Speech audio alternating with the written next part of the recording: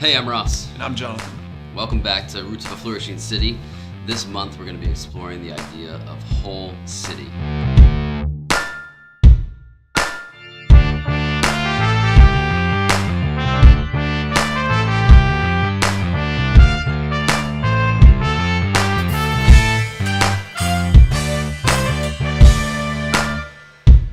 Since May of 2007, over half of the world's population lives in an urban area. Wow. And by 2050, it'll be 68% of the whole world will live in these urban areas.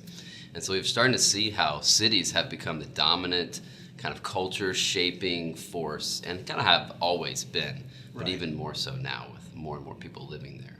Right. So now we've got this context going on. So we think it's a really important thing to talk about this whole city idea.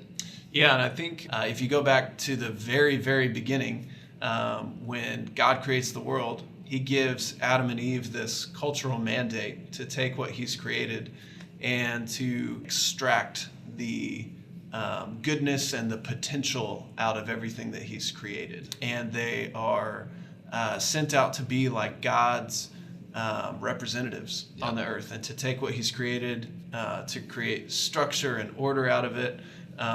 And at the end of Scripture in Revelation, we see that God's ultimate goal for humanity and the world and where creation is going is ultimately revealed in this New Jerusalem, which is this city that God has created that is like the perfect design of what creation looks like whenever mankind is doing that job correctly. Yeah, it's the ultimate fulfillment of what he started from the beginning. We know that it's a city that's going to be coming down out of heaven, and God's going to live in that city with his people, and there's going to be all this great human ingenuity that helps build it and create it. And I think that's really important for us to grasp, that God intends us to be people who are building things. We're building a city. We're bringing people together, and it's just a really awesome thing.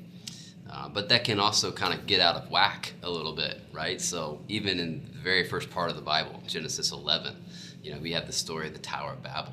Mm-hmm. And if you look at why did those people decide to build the city, they said they wanted to make a name for themselves and demonstrate their greatness. Right. And so they kind of took God's plan for building a city and said, yeah, that sounds good, but we're going to do it the way we want to do it, kind of without you. So we're going to take everything you made and gave us to sort of cultivate and create with, and we're going to make our own thing, and we're going to show how great we are.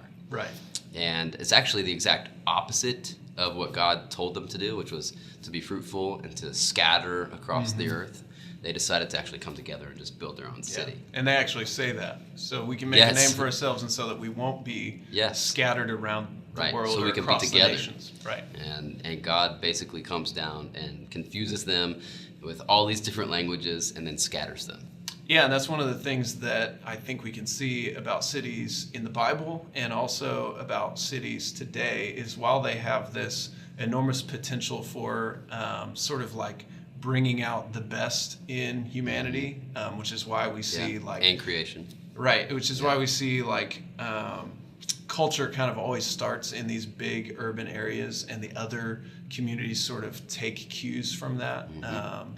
It can also bring out the worst in people, because just like everything else that God designed and created, it's been corrupted and tainted. And so in the Bible, we see cities like Babylon that are kind of these examples of rebellion against God, and examples of that same idea that we see in Babel of people wanting to make a name for themselves. That's right. Yeah, it's sort of this city of God versus city of man idea. You know, we're either building one or the other, and in fact, in our own city, we probably have elements of both. Right. And that's what our whole conversation has been, is we want to be about building the kind of city God would build. And how do we participate in that? And so this is a really awesome kind of dive into what does this mean to talk about whole cities? Because you'll find the negative things and the positive things in our city and in every city.